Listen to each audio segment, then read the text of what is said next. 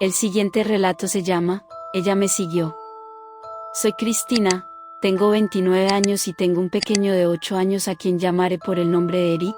Voy a compartirles algo de lo que me ha pasado y que afectó a mi familia este 2022. Todo ocurrió en Semana Santa de este año. Perdimos a mi abuelo después de una larga lucha en contra el cáncer por varios años. Falleció en la madrugada del sábado de gloria, alrededor de todos sus hijos y su esposa en su casa, entre ellos mi padre, a quien sintió más su muerte pues él lo cuidaba. Primos, hermanos, hijos y su esposa fuimos a acompañar el cuerpo caminando hasta el panteón para enterrarlo. Se trató de uno de los instantes más dolorosos que pudimos tener en familia. Yo nunca me separé de mi padre pues no quería que sintiera que se quedaba solo. Yo fui hija única de mis padres y después del divorcio fue mi madre quien se quedó con mi custodia completa, quedándose mi padre por su propia cuenta, sin poder verme por un largo tiempo. Una ocasión estuvo al borde del suicidio por una fuerte depresión que le dio, así que a partir de ese día decidió ir a vivir con sus padres para cuidar de ellos y ubicar su mente en otras cosas. Para mi hijo Eric fue una experiencia totalmente nueva, nunca había visto a sus demás parientes, él estaba acostumbrado a solo ver a mi madre, pero esa ocasión no lo pudo cuidar por razones personales y tuve que llevarlo conmigo. Aún así, hizo muy buena amistad con los primos más pequeños y los de su edad. Ya concluyó el entierro y mientras que todos se despedían del abuelo, mi hijo estaba explorando las tumbas más cercanas. Le llamaba tanto la atención ver las fechas en que falleció la gente, que hacía sus cuentas para determinar la edad que llegaron a vivir. Para cuando terminó por fin el entierro fui a buscarlo y lo encontré justo enfrente de una tumba en la que decía lo siguiente: aquí se encuentra el espíritu de mi hija, mas no su cuerpo que aún continúa desaparecido. Tuvo la misma edad que mi hijo cuando falleció y tenía el nombre de Mónica. No tenía apellido o algún dato más, se trataba de una tumba sencilla en medio de otras más, incluso se podía confundir con una parte del sendero por lo humilde que estaba construida.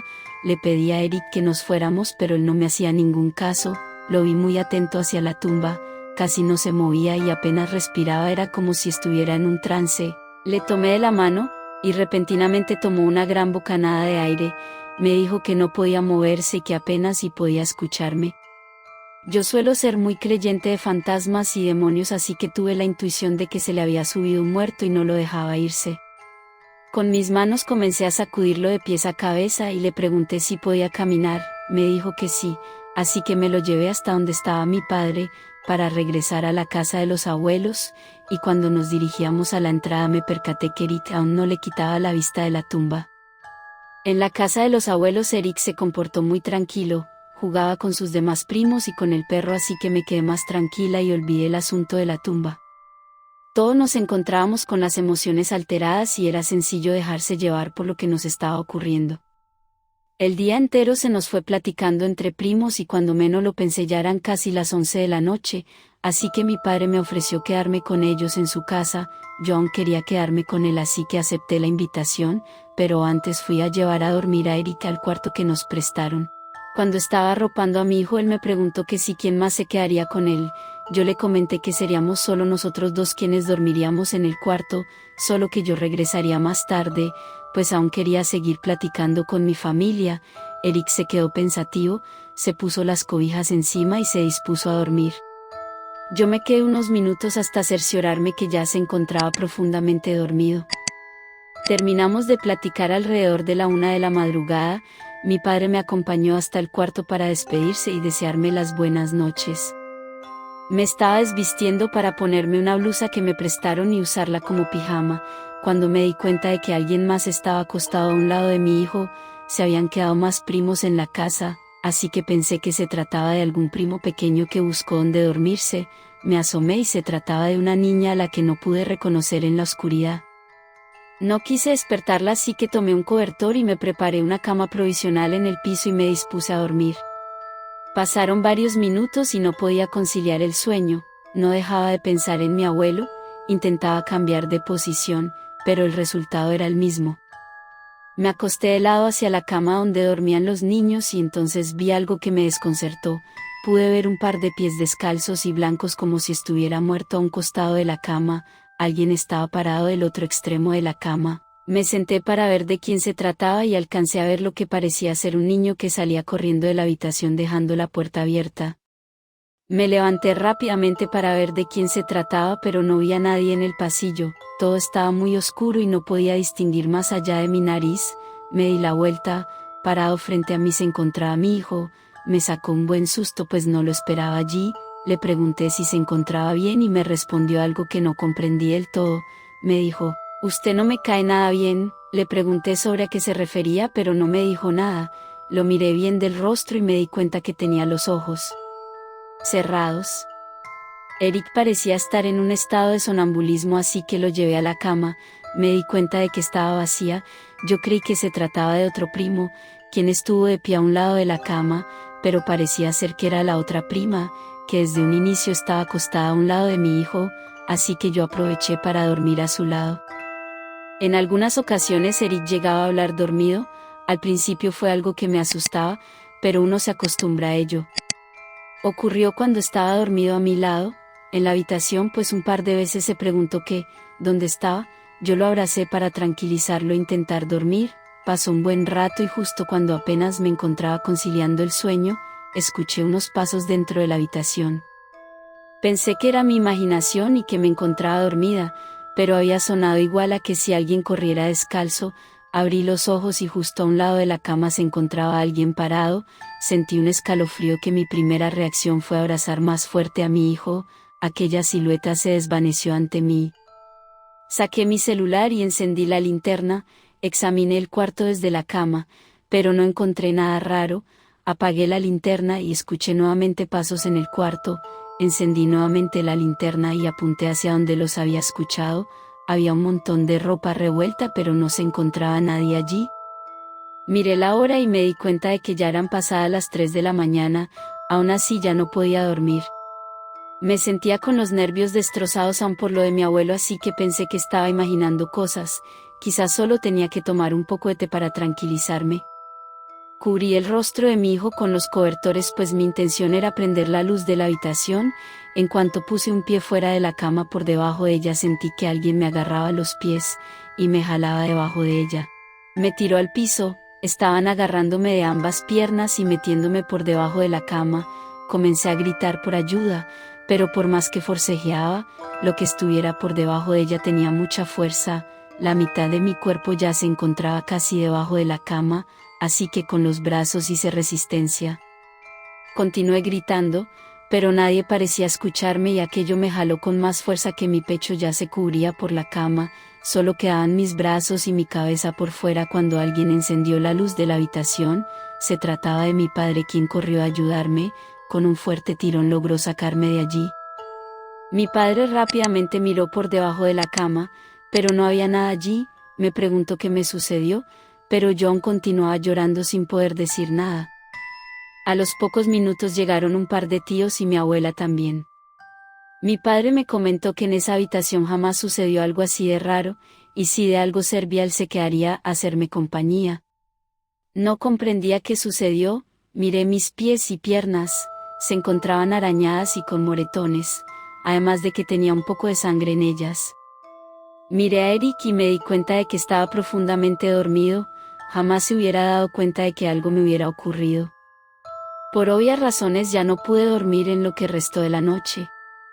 En punto de las 7 de la mañana un tío se acercó al cuarto para preguntar si me encontraba bien, me comentó que iría al mercado municipal pues allí se encontraba una vieja conocida que trabajaba con hierbas, me dijo que tenía fama de hacer limpias pues todo parecía indicar que nos trajimos algo del cementerio, y era necesario sacarlo de la casa. Yo no tuve ninguna objeción con ello, además no tenía ninguna intención de ponerme de pie nuevamente y menos a un lado de la cama. A los 20 minutos llegó mi tío, con una mujer algo mayor, traía consigo una bolsa de mandado con varias hierbas y un mortero, además noté que uno de sus ojos ya no veía nada. Se presentó conmigo y me pidió que le llamara a doña Leo, examinó la habitación e incluso miró por debajo de la cama y con mi hijo se mantuvo por un buen rato observándolo, me preguntó si el niño aún no se despertó con tanto ruido, yo le comenté que Eric tenía el sueño muy pesado y no era fácil levantarlo para ir a la escuela, pero esto no parecía convencer a doña Leo. Entonces ella nos dijo que al parecer el niño tenía un muerto por dentro y no lo dejaba despertar. Doña Leo lo sacudió para levantarlo, pero Eric no reaccionó. No pude contener las lágrimas y me apresuré para abrazar a mi hijo, pero mi padre me pidió que la dejara trabajar a ella. Doña Leo sacó su mortero y metió algunas hierbas dentro. Le pidió a mi tío que le ayudara a pasarle las cosas y mientras mezclaba todo, un olor extraño se impregnó en la habitación. Nos dimos cuenta de que de pronto Emiliano se comenzó a quejar pues parecía que este olor le molestaba. Doña Leo nos comentaba que eso era lo que esperaba que ocurriera. El muertito que traía dentro ya se estaba molestando. Le pidió una flor de cempasúchil a mi tío y cuando mezcló algunos pétalos con las hierbas que tenía ya revueltas, Eric se despertó de golpe y se quedó sentado en la cama. Todo lo observábamos en silencio. Doña Leo nos pidió que no nos acercáramos a él hasta que ella lo indicara. El rostro de Eric no parecía ser el mismo, se le notaba confundido y desorientado. Se miró a ambas manos, se las llevó a la cabeza y nos miró a mi padre y a mí. Doña Leo aprovechó para acercarse a Eric sin que se diera cuenta, le sostuvo la cabeza para abrirle la boca y meterle hasta la garganta los dedos embarrados del preparado que hizo hecho en el mortero. Yo me levanté para detenerla, pero mi padre insistía en que la dejara trabajar, me repetía, decía que esa mujer sabía lo que hacía y que la dejara terminar.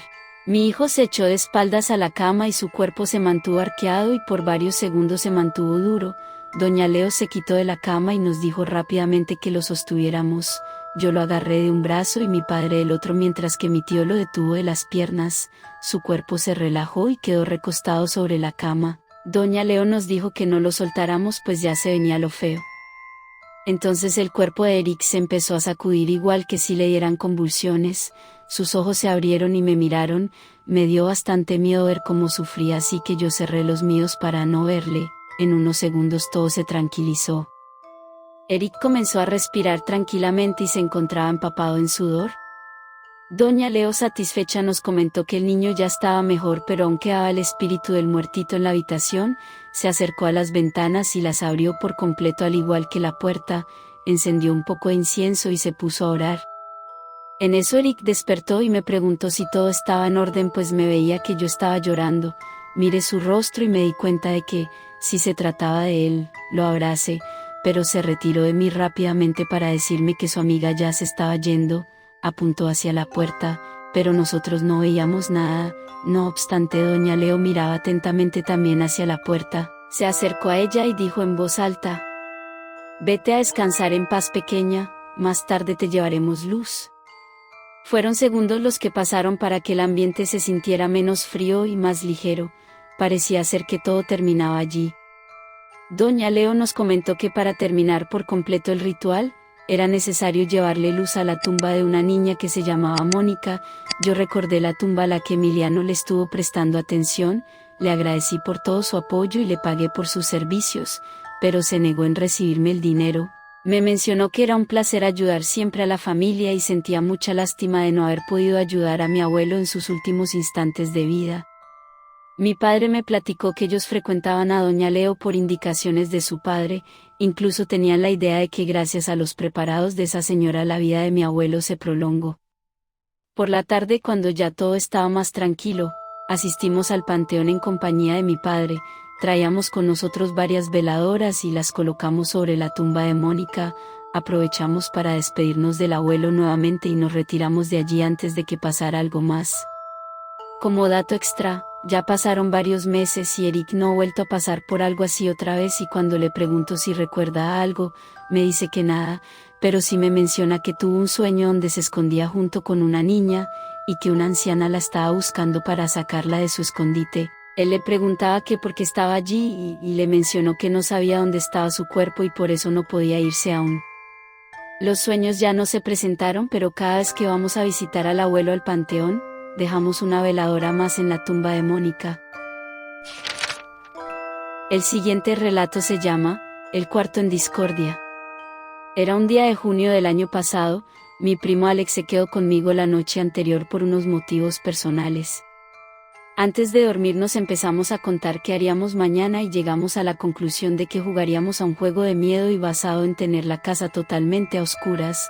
Una vez decidido nos fuimos a dormir. Ya por la mañana, Mi madre se fue temprano a trabajar y nosotros nos quedaríamos hasta la tarde solos. Para nosotros dos no fue problema, desayunamos y vimos un poco la tele, hasta que llegaron las 10:30 y llamamos a mi primo Rafa, para que se viniera a jugar a un juego de terror. Él no se lo pensó 2 veces y aceptó nuestra invitación.